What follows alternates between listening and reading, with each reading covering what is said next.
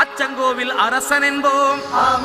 ஆரியங்காவு ஐயன் என்போம், குலத்துப்புளை பாலன் என்போம், எரிமேலி ஸ்ரீதர்ம சாஸ்தாவென்போம், சொரிமுத்து ஐயனார் அப்பன் என்போம், ஜோதிச ரூபன் என்போம், மகர்ஷி மர்தன் என்போம், மணிகண்ட சுவாமி என்போம், சுகுண விலாசன் என்போம், சுந்தர ரூபன் என்போம், ஜாதி மத பேதமில்லா கடவுளாம், சத்திய வடிவான தெய்வமாம், ஆபத்தில் காப்பவனாம், அன்னதான பிரபுவாம், உலகத்தின் முப்பற்ற தெய்வமாம், சோதனைகள் செய்வானாம் ஆனா கைவிட மாட்டானாம். அப்படிப்பட்ட